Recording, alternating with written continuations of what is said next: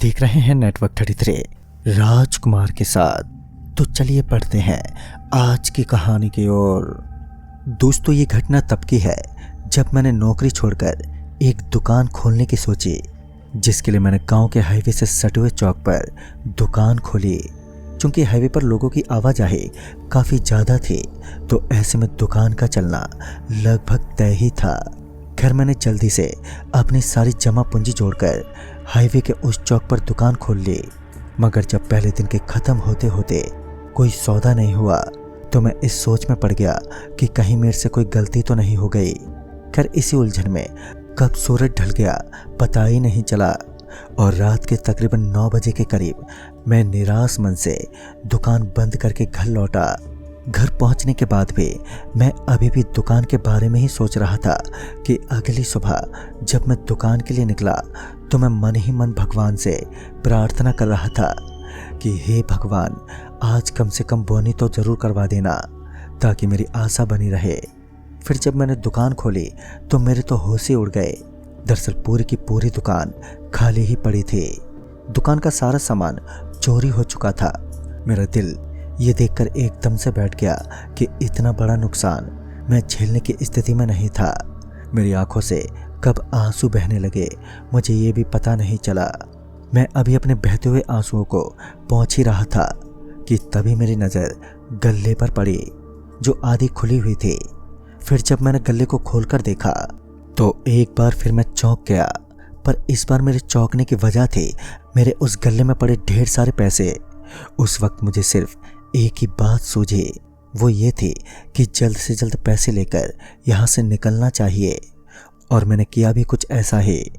मैंने वो सारे पैसे अपने बैग में डाले और दुकान बंद करके घर के लिए निकल गया। घर पहुँचने के बाद जब मैं उन पैसों को गिनने बैठा, तो पैसे गिनते वक्त मेरी नज़र एक गुलाबी पर्ची पर पड़ी, जो पैसे के ढेर में पड़ी हुई थी।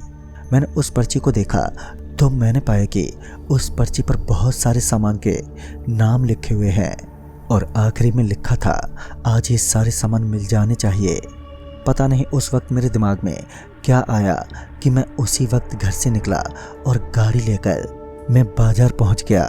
और उस पर्ची पर लिखे सारे सामानों की खरीदारी करने के बाद शाम को 6 बजे के करीब मैं दुकान पहुंचा, और उन सभी सामान को दुकान में रखने के बाद 9 बजे के करीब मैं घर लौट आया। अब मुझे इंतज़ार था तो अगली सुबह का। बेताबी के चलते मैं रात में ठीक से सो भी नहीं पाया, और जैसे ही सूरज दिखा तो मैं दुकान के लिए निकल गया। फिर जब मैंने दुकान खोली तो मैंने पाया कि फिर से पूरी दुकान खाली है, और गल्ले में पहले से भी ज़्यादा पैसे रखे हुए हैं। मगर अब मेरी नज़र उस गल्ले में पैसों की जगह उस पर्ची पर थी, जिसमें अगला ऑर्डर होता। पर्ची के मिलते ही मैंने उसे खोलकर देखा तो इस बार पर्ची में सामान की मात्रा पहले से ज़्यादा थी। मैंने बिना देरी किए वो सारे पैसे बटोरे, और वहीं से मैं मेन बाजार के लिए निकल गया। हफ्ते भर में मैंने बहुत सारे पैसे बना लिए, जिस वजह से मैं लोगों की नज़र में आ गया था। वो सारे मेरी तरक्की का राज जानना चाहते थे, मगर मैंने अपना मुंह बंद ही रखा। फिर एक ऐसी ही सुबह मैंने दुकान खोली तो दुकान हमेशा की तरह खाली तो थी, मगर इस बार बेहद गंदी बदबू आ रही थी। मैंने किसी तरह अपनी नाक को रुमाल से ढकते हुए गल्ले को खोला तो गल्ले में पैसे तो थे, मगर पैसों के साथ जो पर्ची मिली थी उसका रंग गुलाबी नहीं बल्कि काला था। फिर जब मैंने उस पर्ची को खोलकर देखा तो मेरा दिमाग सन्न सा हो गया। दरअसल इस बार उस पर्ची पर सिर्फ एक ही सामान लिखा हुआ था, जो कि था 1000 किलो मांस। साथ ही ये भी लिखा था रात के 1 बजे से पहले मांस पहुंच जाना चाहिए। अब मुझे थोड़ी बेचैनी सी होने लगी थी, और साथ ही मैं इस नए ऑर्डर को लेकर काफ़ी डरा हुआ भी था। तकरीबन आधे 1 घंटे तो ठंडे दिमाग से सोचने के बाद मैं दुकान से बाहर निकला और गाड़ी लेकर मेन कसाई बाड़े पर पहुंचा, जहां से मैंने किसी तरह 1000 किलो मांस का बंदोबस्त तो कर दिया था, मगर मैं दिन के उजाले में उसे अपने दुकान में रख नहीं सकता था। लिहाजा मैंने देर रात 11 बजे के करीब दुकान में मांस रखवाने का फैसला किया, ताकि किसी को कुछ भी पता नहीं चले। और रात के 11 बजते ही मैं कुछ लोगों के साथ गाड़ी में मांस लेकर अपनी दुकान पहुंचा, और जल्दी से जल्दी मांस को दुकान में भरने के बाद मैं घर पर आ गया। और घर पहुंचने के बाद भी मुझे अभी भी बेचैनी हो रही थी। खैर किसी तरह रात तो कटी, मगर अब चिंता इस बात की थी कि आज रात गले में कौन से ऑर्डर की पर्ची मिलेगी। फिर जब मैं घर से निकलने के बाद दुकान पर पहुंचा तो मैंने देखा कि मेरी दुकान के आगे बहुत से लोग जमा खड़े हैं और सभी ने अपने नाक पर रुमालिया हाथ रख रखा है। फिर जब मैं दुकान के करीब पहुंचा तो मुझे बहुत तेज गंदी बदबू आई। वो गंध इतनी तेज और गंदी थी कि एक पल को तो मेरा दिल मचला, मानो अभी ही मुझे उल्टी हो जाएगी। खैर मैंने किसी तरह से उल्टी को आने से रोका। तभी उन जमा लोगों में से कुछ लोग जो मुझे जानते थे मेरे पर नज़र पड़ते ही मेरे पास आए और बोले, अरे खेसारी, ये तेरी दुकान से इतनी गंदी बदबू किस चीज़ की आ रही है? उस वक्त मैं इस सोच में लगा था कि आखिर इस मामले को मैं कैसे दबाऊं।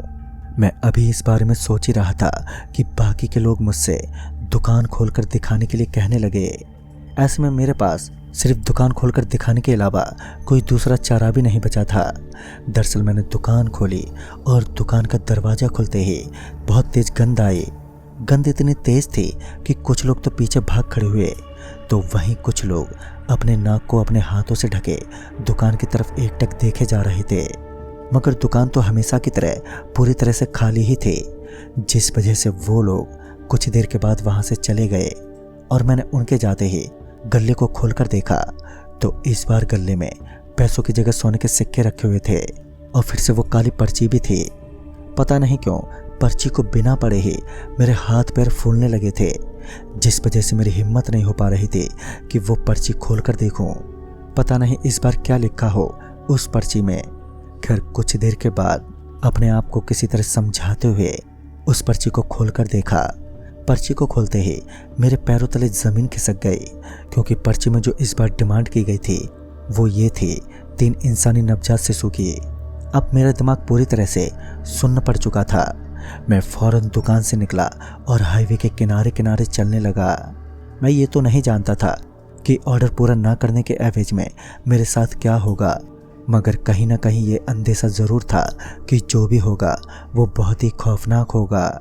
मैं अभी उधेड़ बुंद में ही था कि इस मसले से बाहर कैसे निकला जाए कि इसी बीच मुझे एहसास हुआ कि मैं चलते चलते कई किलोमीटर दूर चला आया हूँ और अब सूरज भी क्षितिज की तरफ बढ़ चला है। उस डूबते हुए सूरज को देखकर मुझे एक उपाय सूझा और मैं वापस से दुकान की तरफ भागा। फिर जब मैं दुकान पर पहुंचा तो अब मुझे अपने प्लान को आखिरी रूप देना था। सूरज भी अब तक डूब चुका था और मैंने भी दुकान को जलाकर खाक में मिलाने का पूरा इंतज़ाम कर लिया था। बस देर थी तो एक चिंगारी लगाने की। मैंने माचिस की तिल्ली जलाई और क्रोसिन से नई दुकान पर मैंने वो चिंगारी फेंक दी। पल भर में ही वो दुकान आग की लपटों से घिर गई। दुकान को जलता देख मुझे ये लगा कि दुकान के साथ मेरी परेशानी भी जल जाएगी, मगर जब वो आग अचानक ही अपने आप बुझ गई तो मैं सत्ते में आ गया। आग बुझते ही अब डर के मारे मेरे पसीने छूटने लगे थे। तभी पीछे से किसी ने मुझे आवाज़ देते हुए कहा, तुम बहुत बुरे फंसे हो। अगर तुमने उस काली पर्ची पर लिखा पूरा नहीं किया तो तुम तो मरोगे ही, साथ ही तुम्हारा सारा परिवार नरक की आग में हमेशा हमेशा के लिए झुलसेगा। इतना सुनते ही जब मैंने पीछे पलटकर देखा तो मैंने पाया कि वो कोई और नहीं बल्कि गांव का एक आदमी था जिसे लोगों ने पागल करार दे दिया था। इससे पहले मैं कुछ बोलता कि वो आगे बोलते हुए बोला, तुम्हें ये ऑर्डर कैंसिल करना होगा, तभी तुम्हें इस मसले से छुटकारा मिल पाएगा। उस वक्त उस पागल की बातें मुझे किसी बड़े ज्ञानी ध्यानी बाबा की तरह लग रही थी, क्योंकि उस वक्त तक मैं हताश हो चुका था। ऐसे में कोई भी मेरे हक में बोलता तो मैं आंख बंद करके विश्वास कर ही लेता, चाहे वो कोई पागल ही क्यों ना हो। फिर पहले तो मैंने एक गहरी सांस ली और फिर उस आदमी से पूछा कि मैं इस ऑर्डर को कैसे कैंसिल करूं। मेरे इतना पूछते ही वो ज़ोर ज़ोर से हंसने लगा और वहाँ से चिल्लाते हुए भागने लगा। पता नहीं क्यों मैं भी उसके पीछे पीछे भागने लगा था। मैं उसे लगातार रुकने के लिए कहे जा रहा था, मगर वो था कि रुकने को तैयार ही नहीं था। फिर तकरीबन 10 से 15 मिनट के बाद वो रुका। अब तक मेरी सांसें भी फूल चुकी थी और मैं बुरी तरह से हाँफ रहा था। तभी वो आदमी मेरे पास आया और मेरे कान में धीरे से उसने ऑर्डर कैंसिल करने का तरीका बताया और तरीका बताने के बाद उसने मेरे कान को जोर से काट कर भाग गया। उसके काटने से मेरी चीख तो निकली, मगर मैं चुपचाप अपनी दुकान की तरफ बढ़ गया। वापस दुकान पर पहुंचने के बाद अब मैं दुकान के सामने खड़ा हिम्मत जुटाने की कोशिश करने लगा, जिसकी मुझे सख्त ज़रूरत थी। खैर तकरीबन 10 से 15 मिनट के बाद मैंने अपने कपकपाते हाथ पैरों पर काबू पा लिया और फिर दुकान खोलकर मैं अंदर बैठ गया और वेट करने लगा कि उस अनदेखे ग्राहक का जिसने मुझे ऑर्डर दिया था। अब रात गहराने लगी थी। बीतते वक्त के साथ मेरी सांसें तेज होती जा रही थी। फिर जब रात के 1:30 बजे के करीब अचानक ही दुकान के दरवाजे अपने आप ही बंद हो गए, तो बंद दरवाजों को देखकर मेरा तो दिमाग पल भर के लिए सुन्न पड़ गया, क्योंकि मुझे अभी तक कोई नजर नहीं आया था। मेरी आंख खाली पड़ी दुकान के चारों तरफ लगातार उस ग्राहक को ढूंढे जा रही थी। तभी दुकान में तेज गंध आने लगे और देखते ही देखते दुकान में काला धुआं सा फैल गया। वो काला धुआं इतना ज़्यादा था कि अब मुझे कुछ ठीक से दिखाई नहीं दे रहा था। तभी मुझे अजीब अजीब सी आवाज़ें सुनाई देने लगी। हालांकि अभी भी मुझे कोई दिखा नहीं था।